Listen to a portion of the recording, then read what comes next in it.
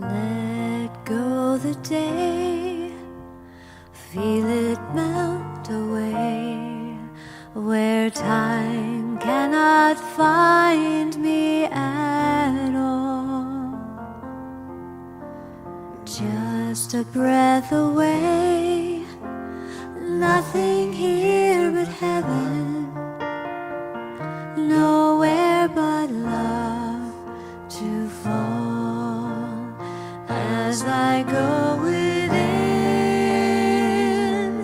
quiet peace, offer something sacred.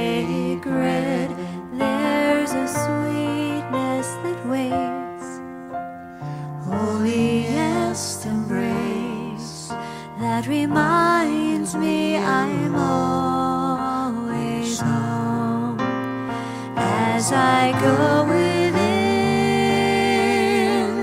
quiet peace, offer something sacred.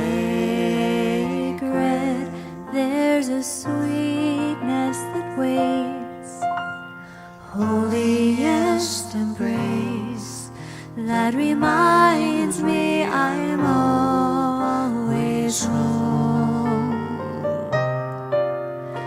It's here that I am always home. Beautiful. Thank you. It's here that I'm always home. Aria wrote that for our service, our Wednesday night service, and it just really sets the tone, I think, for what our service is about. It's a place to just come midweek and reconnect, for you to just let go of the week, let go of anything that's happened today, and allow yourself to be fully present right here and right now in this moment. Spend some time just reconnecting with Source for yourself. So about the first 20 minutes of the service tonight, we go within. We'll start with a meditation and some prayer. And I invite you to just allow yourself to fully submerge in the beautiful energy and the tone that is set. And we start off this evening with one of our amazing practitioners who will pray us in, practitioner Jan Hartman.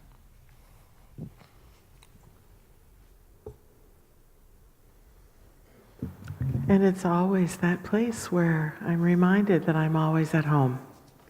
Always at home.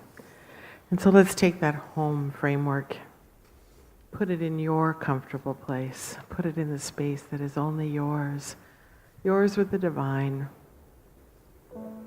And know that the power and the presence of the divine, of that great universal source, is here, always here. Never not here.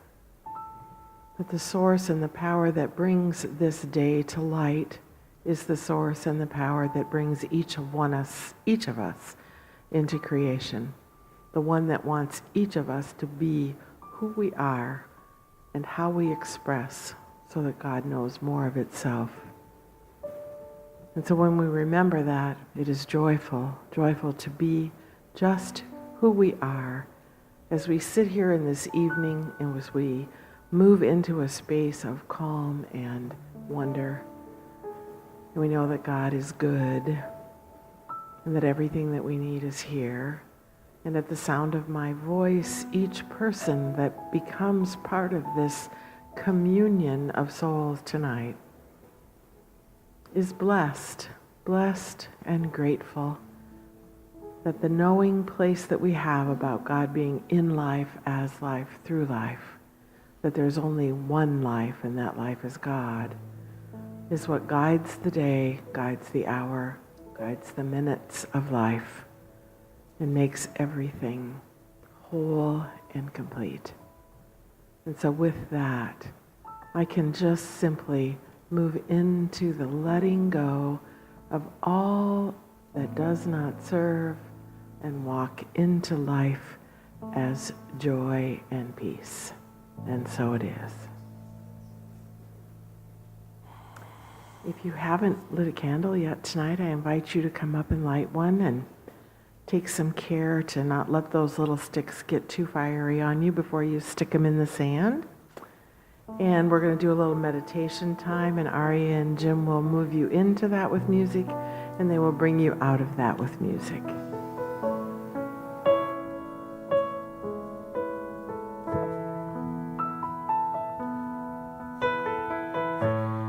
Why have you come to earth? Do you remember? Why have you taken birth?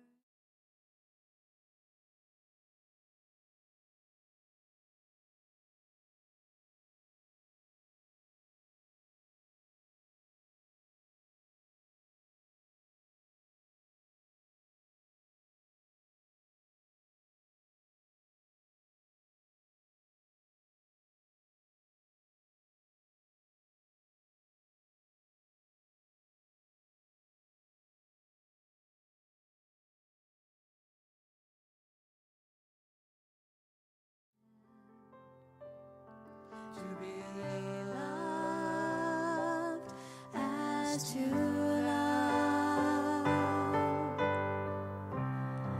for it's in giving that we receive, and it's in pardon that we are pardoned, and it's in dying that we are born to eternal life. Amen.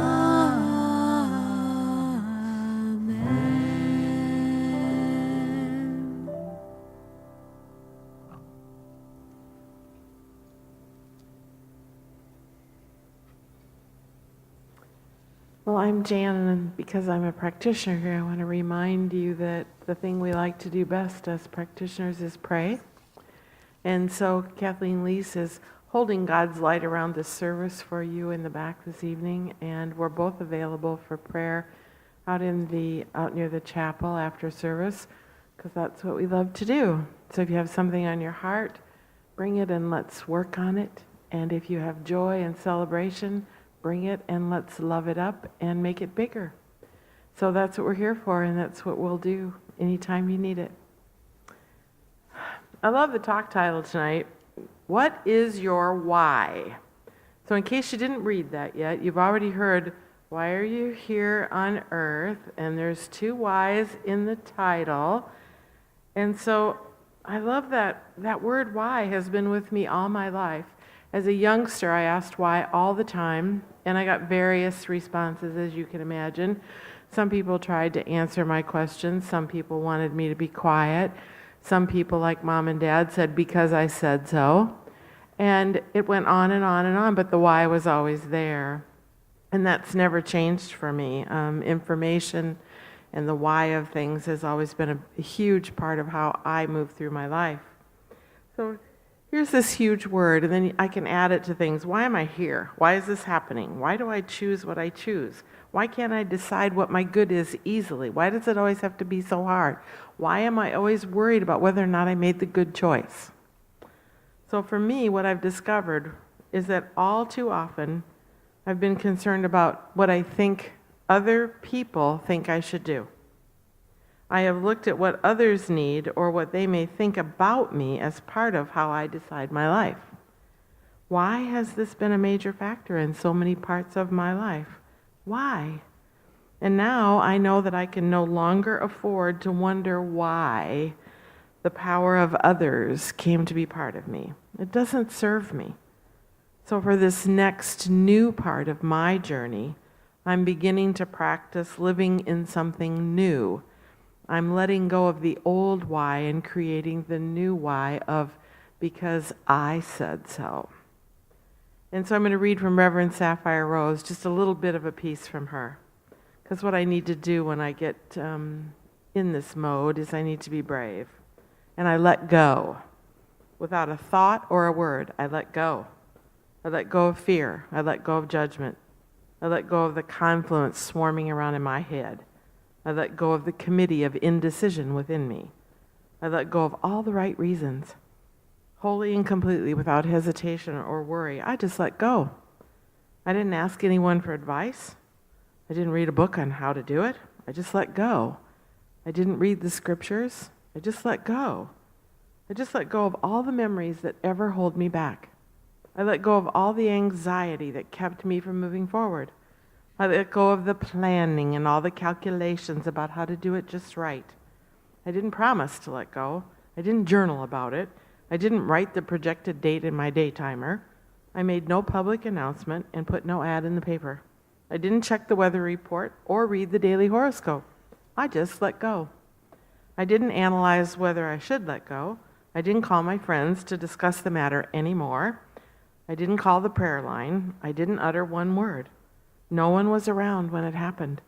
There was no applause, no congratulations. No one thanked me. No one noticed a thing.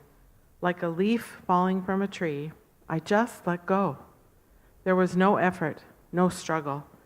It wasn't good, it wasn't bad. It was what it was, and it is just that. In the space of letting go, I let it all be. A small smile came over my face. A light breeze blew through me. And now the sun and the moon shine forevermore. Here's to giving myself the gift of letting go. There is only one choice maker, and that is me.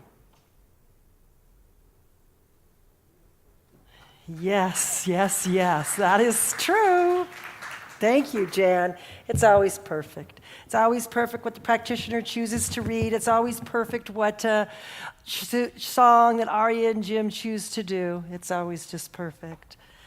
And it's so good. So yes, we are moving right along with our year theme of a world that works for everyone. We're following along with 140 of our other centers that are doing this theme on a weekly basis or doing the annual theme. And for June, we have a new one. And let's see, I think I have a slide. There we go, freedom from discord. So that is the June theme, freedom from discord. And with the next slide, it'll show you the parts that we're using for, this is again, is our global vision and what we believe combined. And for the month of June, we're looking at these pieces. We see a world in which personal responsibility joins with social conscience in the political, corporate, academic, and social sectors. We believe the ultimate goal of life to be a complete emancipation from all discord of every nature, and that this goal is sure to be attained by all. We see a world in which people have enough food, homes, and a sense of belonging. We believe that we are surrounded by creative mind, which receives the direct impress of our thoughts and acts upon it. So tonight we're taking a look at the part that I have in bold there. If you could go to the next slide for me, Ed. This caught my attention, social conscience. What are they talking about? We see a world in which personal responsibility joins with social conscience in the political, corporate, academic, and social sectors. Sounded a little political to me for church. It sounded a little bit, I wasn't sure. Can you put that back up, Ed? Thanks. So social conscience, a sense of responsibility or concern for the problems and injustices of society. A sense of responsibility or concern for the problems and injustices of society. One of the things as a movement, as Centers for Spiritual Living, that you might notice, and especially if you get the Science of Mind magazine, or if you pay attention to the online posts and blogs, that there seems to be a sense of moving a little bit more into what we might call social activism. Getting more involved in the world around us. That was very apparent in our decision to move our convention out of Tennessee. We're starting to do some of those things, and as you can imagine, there's a lot of discussion. There's a lot of discussion on the minister's listserv. There's a lot of discussion on the practitioner's listserv. There's a lot of discussion between us of how much do we get involved, when should we get involved, what is our responsibility, and so on and so forth. And ultimately, it's a personal choice, isn't it? It's our personal responsibility to decide what it is that we want to be involved in. Dr. David Alt was one of our ministers out of Atlanta. he wrote or gave the points for this week's talk. And again, and Jan said the title is, What is Your Why? Reverend David suggests that we should start this inquiry by looking at the idea of who am I? But before we even look at who am I, he thinks that we should look at where am I? And he talks about us being in the universe, and he talks to us about us existing in this universe, and he uses a quote by Dr. Holmes from the Science of Mind textbook. Not the quote, it's the definition in the back of the Science of Mind text. And it goes like this. Holmes defines the universe as the cosmic world. In the entire universe, one power alone really acts. The power of the Word of God. In the universe, if the universe were not perfect, it could not exist for a single moment. That one got my attention. If the universe were not perfect, it could not exist for a single moment. To think about right now in this moment, our universe is perfect. It is self-evident then that everything in it must be perfect. I love when they say that. It's self-evident, because it's always not so self-evident to me. I don't know if it's self-evident to you, but I always have to stop and think, now really? I mean, it takes me a while to wrap my head around some of these concepts, to really dissect them and look at them and see what they mean. So it is self-evident then that everything in it must be perfect. The student of truth must realize and maintain that he lives in a perfect universe among perfect people. Perfect God, perfect man, perfect being. So the questioning we should start with, Dr. Alt says in this slide, is where am I, who am I, and why am I? And you can leave that up for a minute, Ed. In the where am I, he says, I'm in a perfect universe by which its very nature could only be inhabited by perfection. Okay?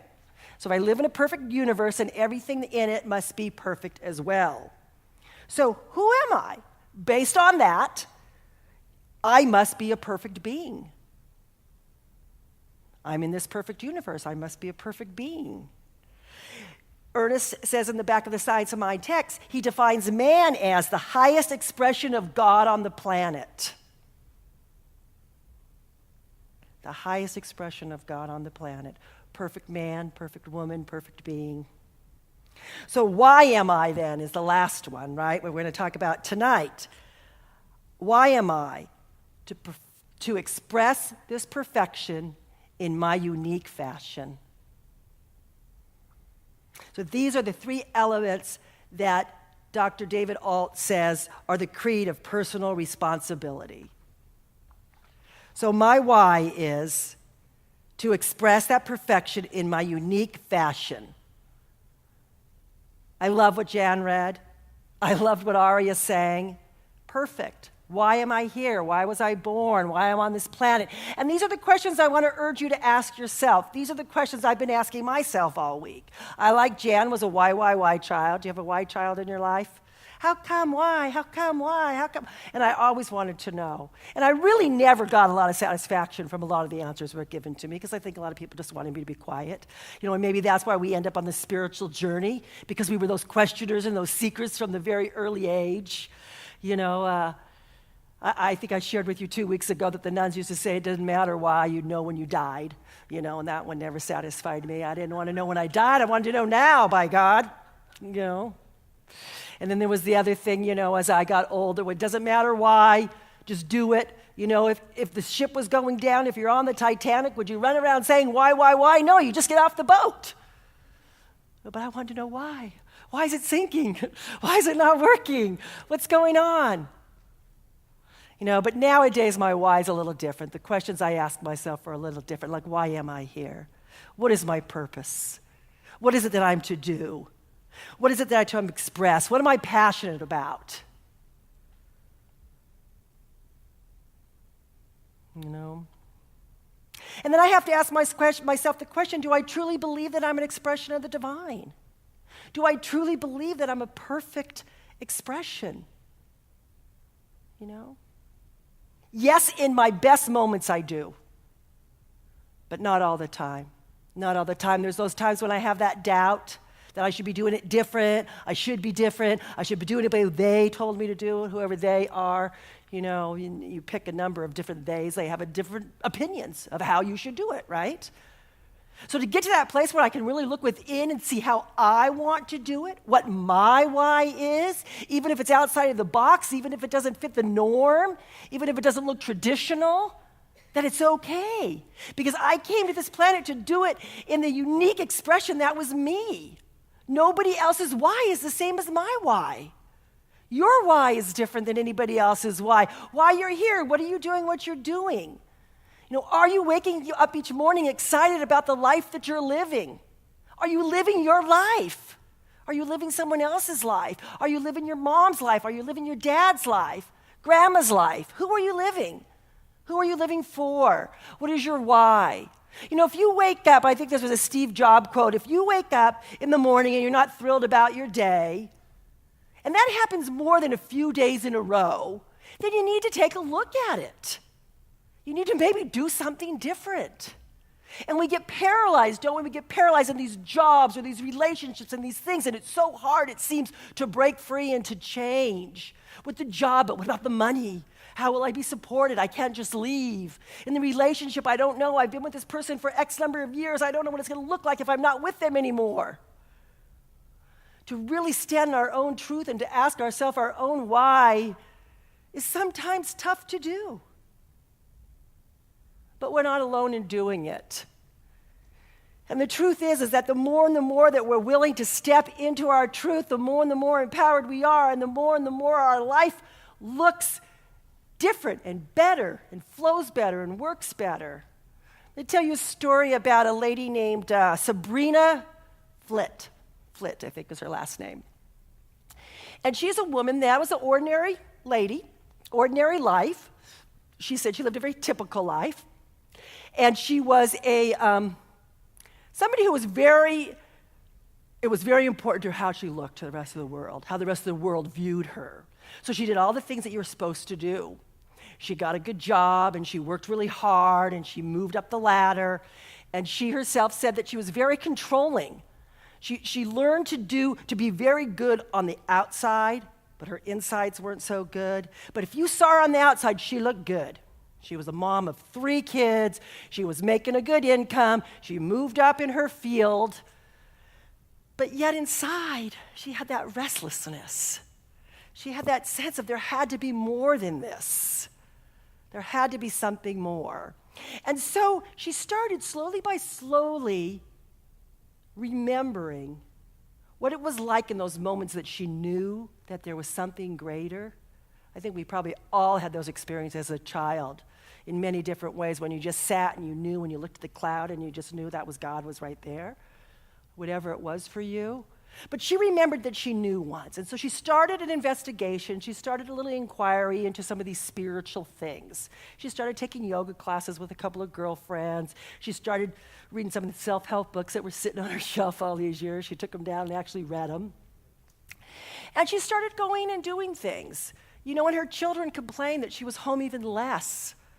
She remembered one specific time where her son begged her not to go to yoga class that night, and she got down into his little face and said, honey, I love you so much, and I'm going to miss you so much. But why I'm doing this is I'm doing this so I can be a better mommy and I can be a better person. And she was able to break through that barrier of having to be there for everybody else. And she was able to take care of herself. And slowly her life changed. There was less stress. There was less worry.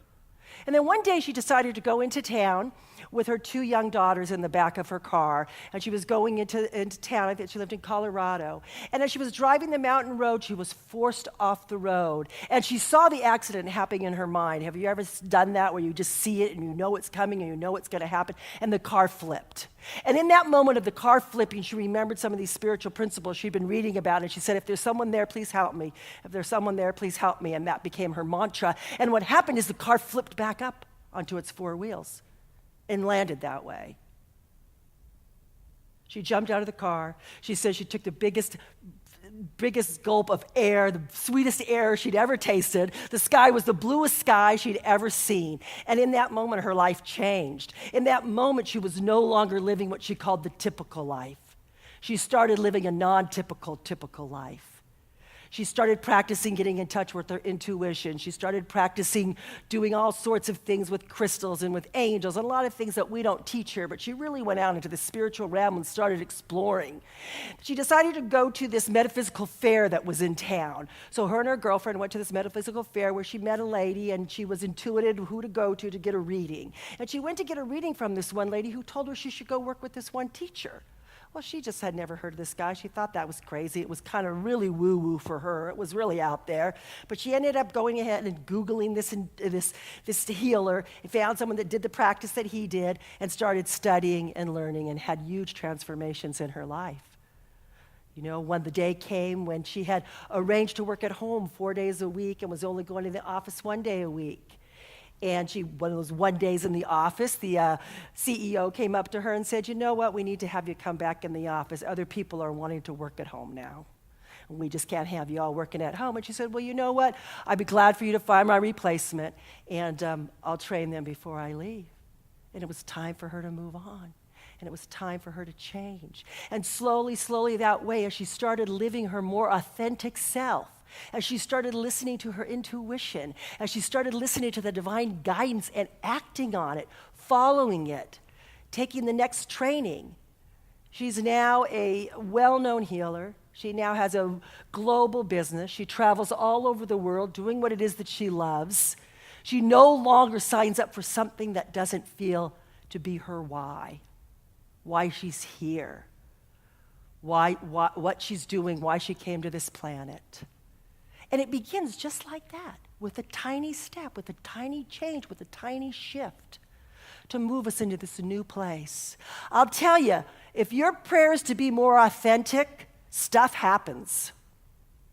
I've had that experience in my life where I prayed, and my prayer was really to be the most authentic self I could be. And without my permission, stuff started to change. Not everything I wanted to change, but I can look back now in retrospect and see how it was perfect. Dr. David had this great way of demonstrating this. I'm going to share it with you. You know the old saying of ready, aim, fire?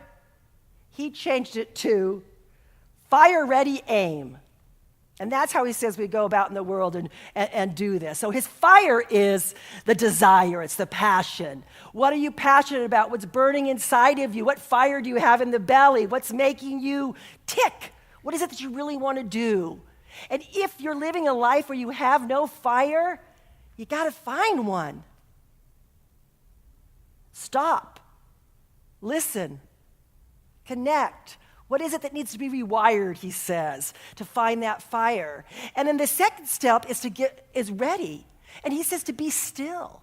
Your ready is to just be still, to listen, to intuit, to know, to act when you get the inspiration to act, to stay when you get the inspiration to stay, to wait, to move. And very last, he says, is the aim, which is the intention. He says, if you know what you want, you can have it. And I think that is one of the issues for so many of us, is we don't get clear on what it is that we want. Ask and it shall be given. It's very clear, but we need to get clear. I don't know about you, but I'm really wishy-washy. I heard you in the thing that you read. Well, maybe I should do this, and maybe I should do this, and I'll talk to this person, and I'll talk to this person, and I'll analyze this, and maybe I'll go have a therapy counseling session, and maybe I'll have a practitioner session, and maybe I'll call my girlfriend, and maybe I'll pray about, it's like, oh my goodness gracious. To get to that place to just trust. What do I want? What is my why? Why am I here? I know for me, what's important to me, and this has taken me a long time to get really clear, is what's important to me isn't what's important to everybody else. What's important to me is my family, my relationships with people. That's one of the most important things to me in my life, is my relationship with you and you, those one-on-one relationships that I have. If I have a whole bunch of money, great. If I don't, it's okay. Because I no longer put my faith in my job as my source. I know that Spirit is my source, and I don't have to be doing the shoulds. You know, I remember my sisters being horrified that I did not think my children had to go to college. How could you think that? Oh my goodness, how could you say that? You know, and I really didn't care. I wanted them to be happy. I wanted them to do what it is that made their hearts sing. That's what was important to me. You know, they both ended up going to college, but Mom didn't, Dad didn't, but they did. You know, I went to college much later. My sons almost graduated, one more year. So we don't always have to do what it is that the society tells us that we have to do. We can be true to ourselves. We can be our authentic self. You know, I said at the couple months into this theme that I felt that there was only 2 or 3 points that Ernest talked about over and over again. I felt like I kept talking about the same thing over and over again. Well, I found today in one of the new books that's come out of some of Ernest's writings that, in fact, Ernest said this very thing. He says, I have talked or written about only 3 things. 1, there is one God common to all and through all things. We've talked about that. 2, there is a universe that responds with mechanical regularity to the spontaneity of our thoughts. 2. 3, the 11th commandment of theology, thou shalt love one another as I have loved you. That sums up our philosophy in 3 real easy points. And of course, we can elaborate on all of those, and we have talks each week that we can talk about. But this week, I encourage you to just be you. Be your authentic self wherever you go, whoever you're with, all day, every day. God bless you. Thank you for coming. Thank you. Will you join me in our affirmation before we have our beautiful musicians back? It is, I am living an authentic life. One more time all together. I am living an authentic life. So it is. Aria.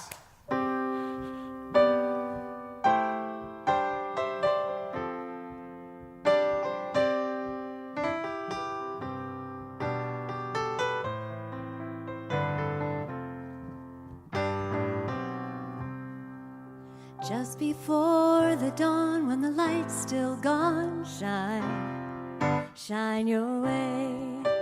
Though you may not know where to go, shine your way. Open road, but it's still dark. Build a fire from a spark and shine your way. Feed the feeling in your heart. Don't conceal it, then you'll start to shine your way. No one can stop what has begun. You must believe when I say all of your tears will dry faster in the sun. Starting today, shine, shine, shine, shine your way.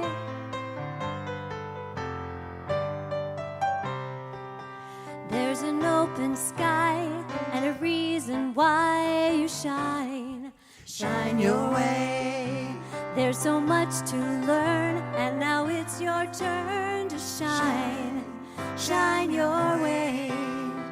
There's a feeling deep inside, you can let it be your guide to find your way. There's no time for us to waste, gotta take a leap of faith and fly away. Don't have to walk, now you can run, now you can find your way. All of your tears will dry faster in the sun. Starting today, shine, shine, shine, shine your way.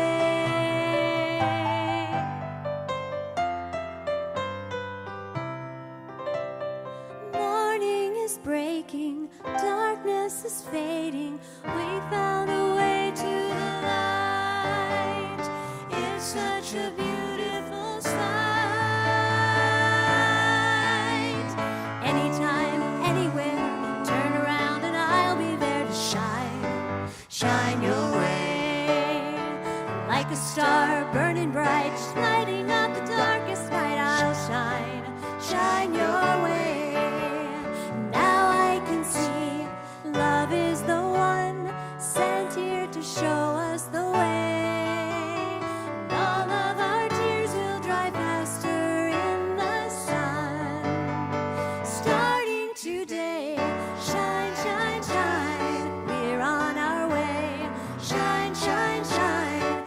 that's what we say. Shine, shine, shine, shine your way. There's a reason why you shine, shine your way. All of our tears will dry faster in the sun. Shine your way. And that's from the Croods. Oh, thank you. Thank you. Very I like fun. that. Beautiful. Good. Beautiful. Shine your way. Shine, shine. It's the time of our service for our offering, I believe. Am I right? Are we on track here? Good. I'm going to invite our ushers to come forward. We have Karen and Dennis. Thank you for being here this evening. Thank all of you for being here this evening as we start into this kind of pre-summer mode here after Memorial Day. It's so wonderful to have you here on a Wednesday night. I invite you to continue to come, bring a friend. We love having you here. So it is a time of our service for our offering. We get to practice the law of reciprocity, which is that law of circulation, that as we give, we receive. And so we invite you to open your hearts to whatever it is that you feel that you would like to give at this time. And all that you give goes to support the works here at Seaside, to support our Wednesday night service and all of the works that we do in the world. So I invite you to join with me in our prosperity prayer. As I give thanks for the good now flowing into my life, I gladly share that good with others. The more I give, the more I receive. I experience a deeper consciousness of peace and security, for I know that I am in the embrace of a warm, loving presence, forever seeking an outlet through me. My cup runneth over. I exist in limitless possibilities.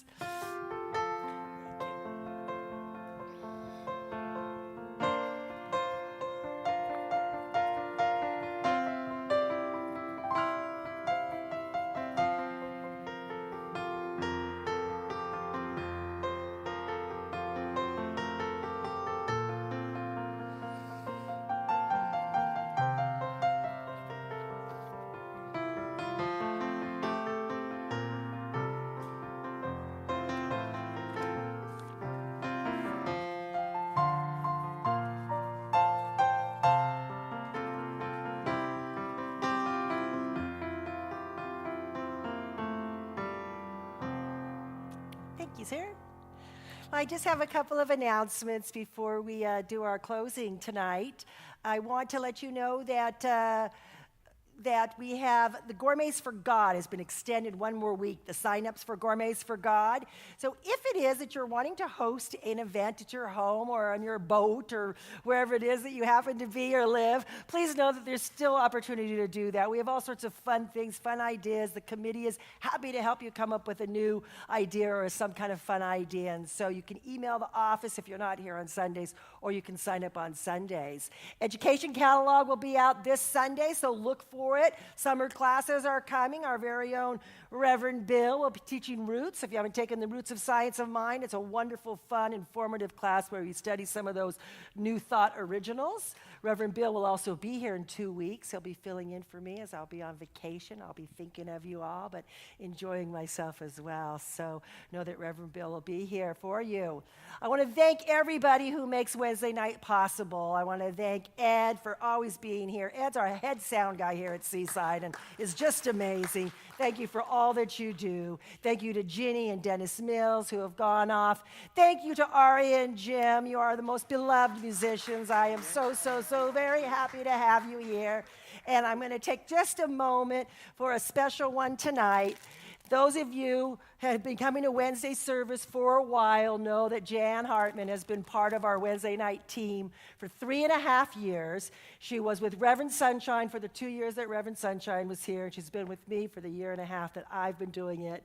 She's stepping down from Wednesday night services to follow her heart. And so we are so grateful that you've been here and you've been part of us. Well, we'd love to just welcome you or give you a little thank you and a little love. So come on out. Everybody give Jan some love. Yeah. Thank you, sweetheart. I love you. You're a beautiful example of service. Thank you. Well, you shouldn't hug and talk at the same time. But she is a beautiful example of service. She certainly is. And as Jan said, our practitioners are available afterwards for prayer. So give Jan a hug or see her for a prayer. That's what I would like to do right now is I would like to pray. So if you have anybody in your life or yourself, if you have any need for healing, any need for prosperity, any need for anything, or as Jan said, if you just want to amplify the good, rise that in your consciousness right now and we'll turn within and pray together.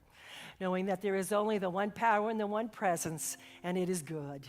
It's God, love, joy, creative intelligence, universal mind, whatever name that I call it, I know that there is only the one, that one power and that one presence, and it is love and good. And I know that I am one with this presence. I know that I am one with this source. And just as I know that this is true for me, I know it's true for each one here. I know that each one in this sanctuary is a beautiful, individualized expression of the divine, perfect, whole, and complete as only they can be. I know that there is nobody like them, that each one is this magnificent part of the whole. And I am so grateful. I am so grateful to be part of this magnificent community. And I know and I claim for each one here that there is an expansion going on. There's an awakening happening. There's an opening taking place. That spirit is being expressed in a greater and greater way in each and every one's life. That wherever there is a need, that need is answered, whether it be for health or wealth or jobs or relationships, whatever that is. I know that spirit is right there, right now, right here, always. And so with that sense of gratitude, with that sense of knowing the perfection of the divine, the perfection of the universe, the perfection of each of us, that I just simply release these words into the divine nature of the law, knowing that it is already done, it is already so, and so it is. So it is. Join me in our closing song. Love is my decision. It's up to me to give up my heart. Love is my decision. No one else can tell me to start. And once I decide to change my mind, love will show me how. Love is my decision, right here and now. Love is my decision. It's up to me to dance down that road.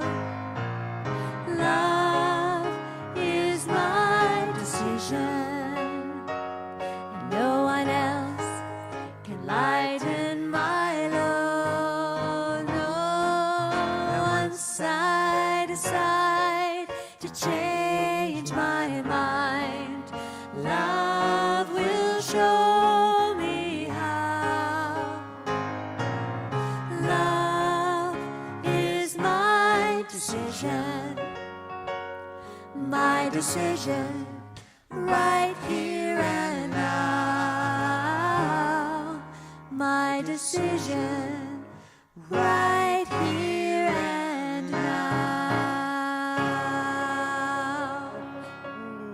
God bless you. Join us for refreshments in the family room.